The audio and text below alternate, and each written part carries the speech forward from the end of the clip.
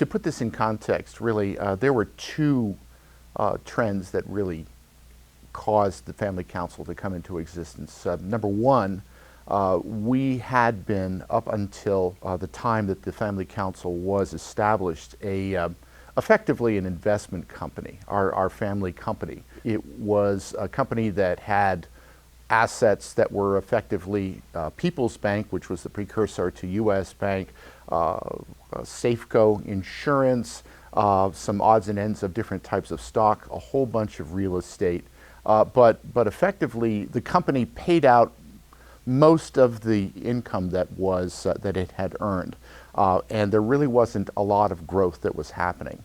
Around the time of the Family Council, the board of the family corporation decided to set up an S corporation, which means that that the stockholders will take on the tax of the corporation, but a lot of the corporation's earnings can be retained rather than by law having to be paid out. So there's significant more exposure to the stockholders, and as a result, absolutely everybody who was currently a stockholder had to elect to adopt the S corporation. And so part of the reason why the Family Council was established was to establish a consensus so that the S election could go forward and the company could be converted into an S corporation. That was one piece.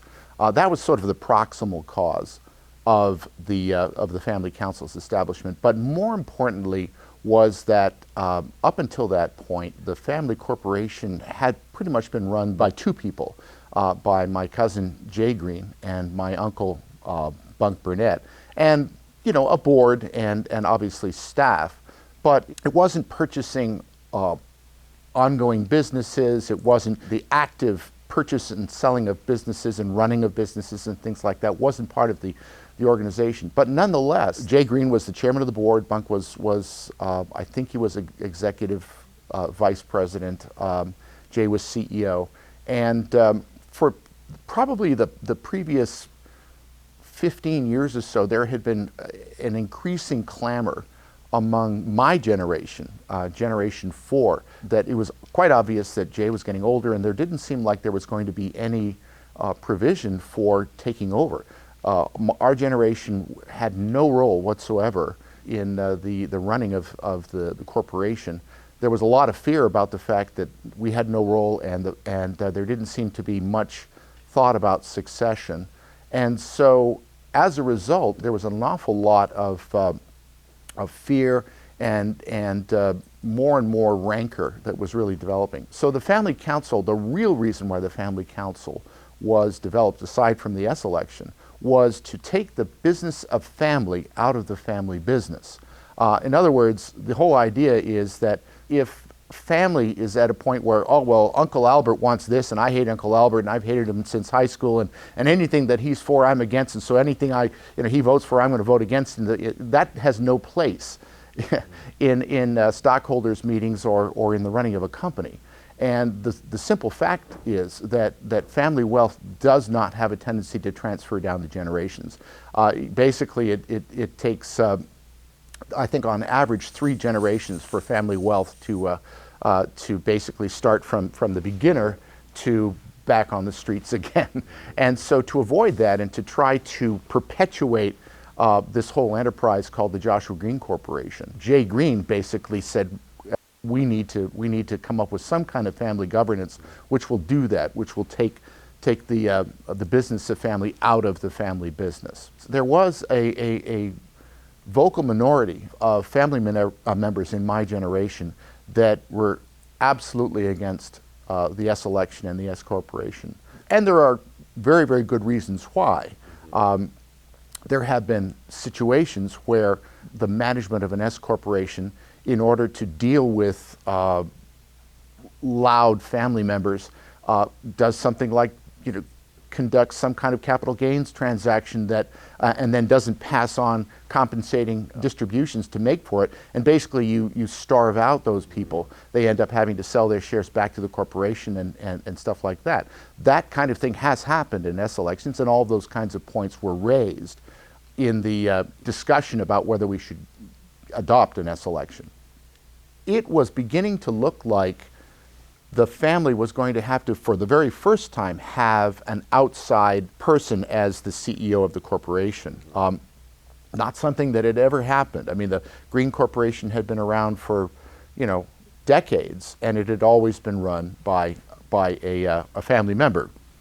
Joshua Green Sr. the first, Josh Green Jr. the second, and then Jay Green the third CEO. So this was new territory for us, and that's why there had been that clamor, independent of the S election, about the fear of people taking over, who's going to take over, and et cetera. So we established a task force in 2004, 2005, whose job it was to develop the parameters for family governance. We had to come up with effectively a set of bylaws, a constitution, a family vision, and a family mission. The lead consultant had been a professor at the Harvard Business School, and then he had set up a company that was designed to bring family governance to families of wealth, particularly families that had their own businesses and things like that. Mm-hmm. And so between 2004 and 2005, we met about every 6 weeks or so, all day long. There were 7 of us, somebody from each branch of the family, more or less, along with Bunky Burnett, who was, as I said, executive vice president of the Green Corporation, and the 2 people that were the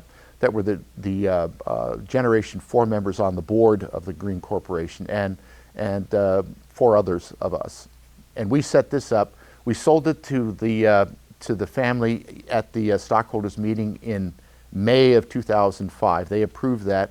We had a very quick election for our very first family council, and we seated our family council in late June, I think, of 2005, and had our very first family assembly at Semiahmoo Lodge in upstate Washington State in August of 2005. In the task force, we had, as I said, Bunk Burnett, who was executive vice president. He was one of the lead Generation 3 people. He was my mom's older younger brother, and very, very much involved in the Green Corporation, as well as private investing and all that kinds of stuff. Very knowledgeable guy, and also a very fair guy. He had some very, very strong opinions about the members of the board not taking over the family council. He really wanted representation of the family council. He wanted it to be truly egalitarian, and that was his vision. Also, we had Shannon Hoffer, who was there from the Francis Fran Davidson branch of the family. We had Leslie Burnett from Bunk's daughter. We had David Burnett, Bill Burnett's son, and also a member of the board. We had Josh Green, who was Josh Green IV, who was Jay's son. Me, my sister Louisa, who was also there, and I think that's most of us. If I forget somebody, forgive me.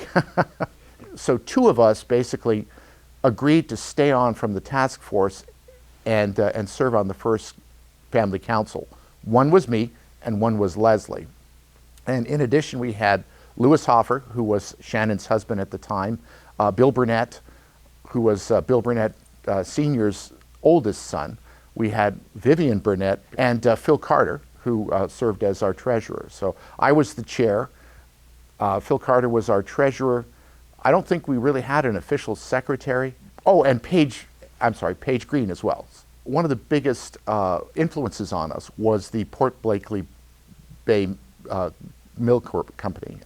That again was a family of wealth. They were good friends of our family, and they had been doing this for quite some time ahead of it. I think they were the ones who originally got Jay onto the consultants that steered us towards the current model. We also talked to the people in the Norton Clapp family, who also are another family, big family of wealth in Seattle. So we did have some people that we could talk to. We quickly got involved in a email circle of families that had family governance, some on the East Coast, et cetera. But certainly the Port Blakely Bay Mill Company was our biggest immediate sponsors or mentors, I would say. We were building the plane as we were running it down the runway, basically.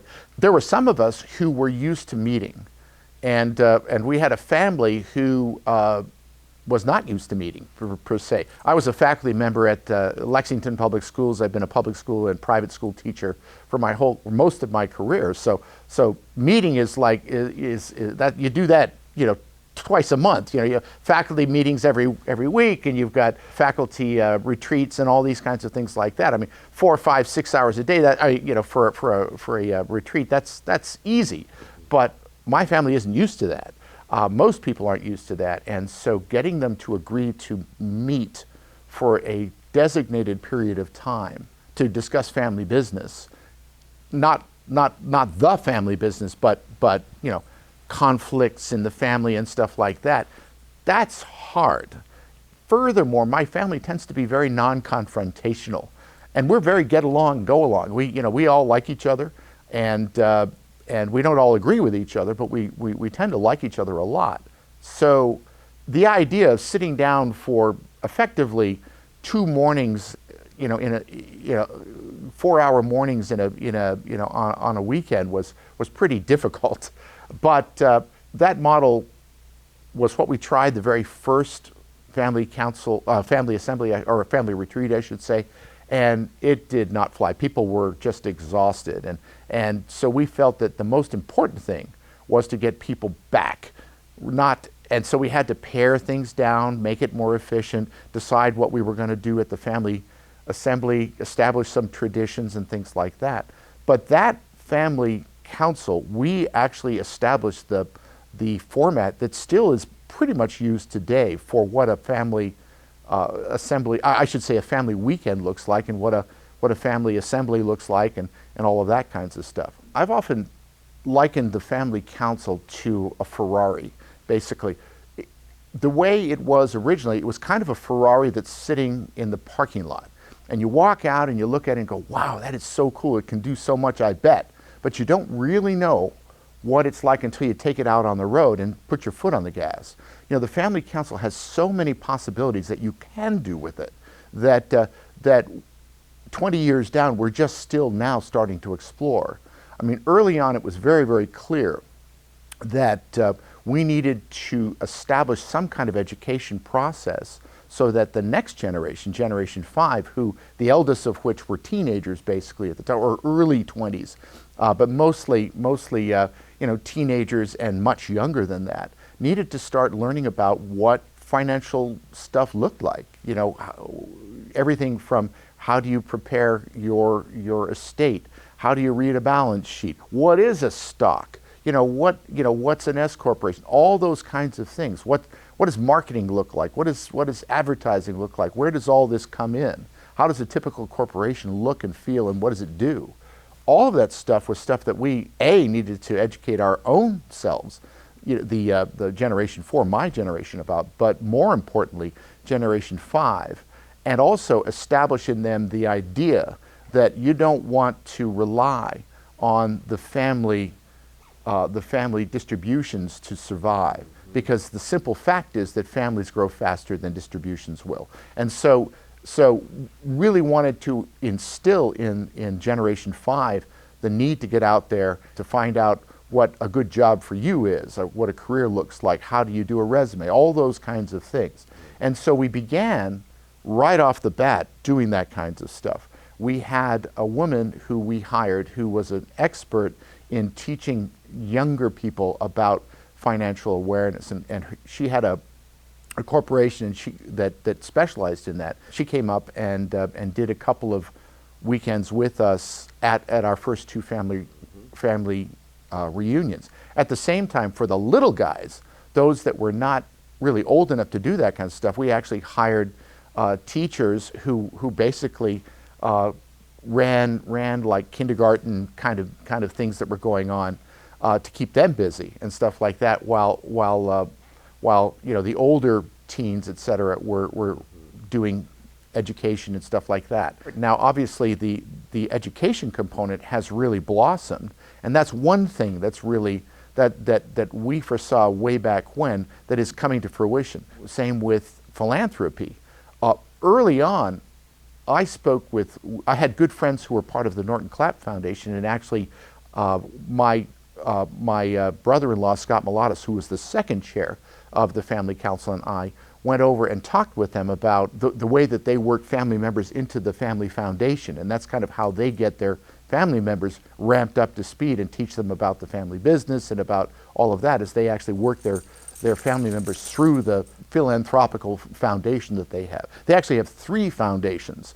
They have one for the general population. They have one for which is designated by the company. They've got one which is more for the family to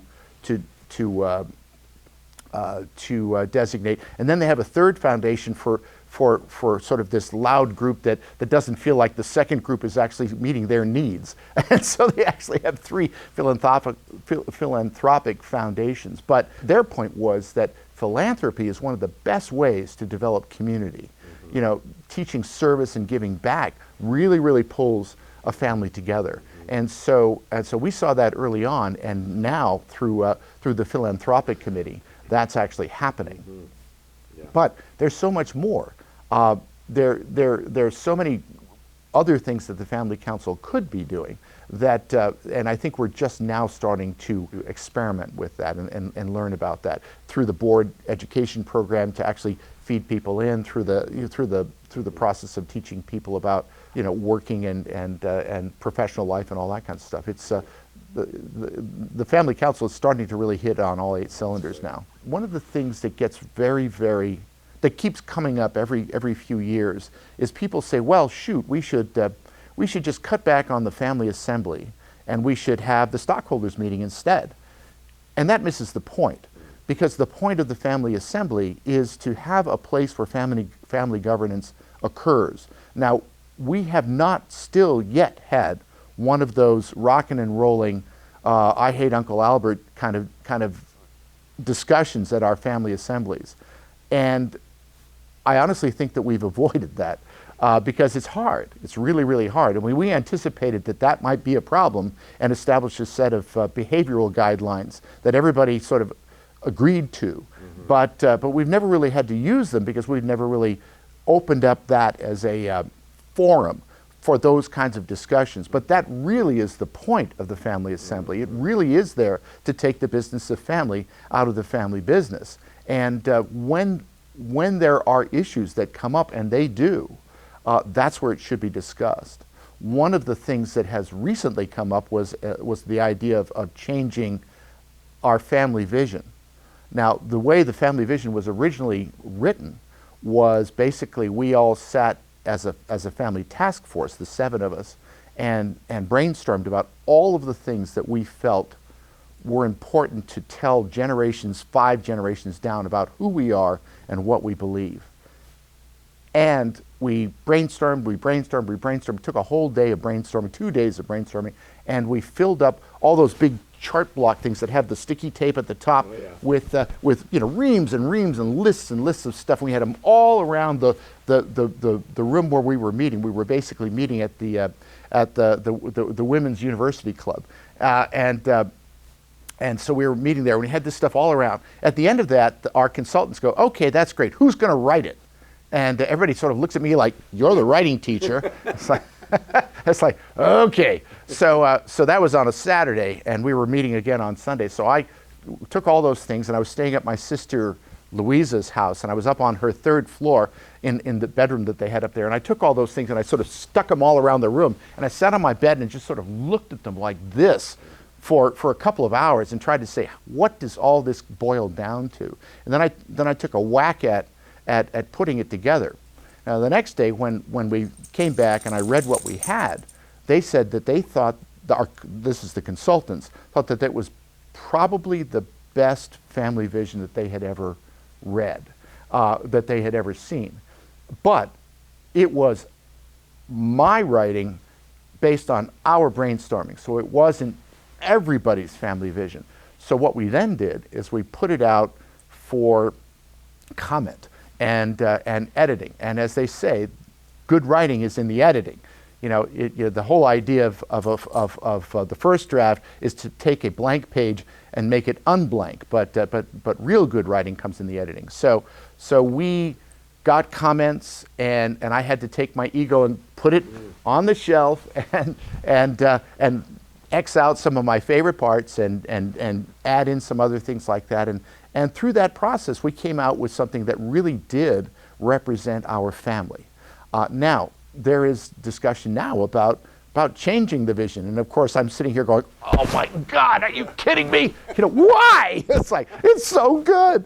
But that's appropriate. It is appropriate because families change and attitudes change and evolve. And while that was meant to be a statement to the ages, this is who we are. This is what it means to be a member of the Green Burnett family. Nonetheless, we're 20 years down the line, and all those kids who were, 6, 5, 7, 9, they're all adults and they're having kids. So it's important to evolve and to change because that's what families do. The difference is that that's what you can do with a family council.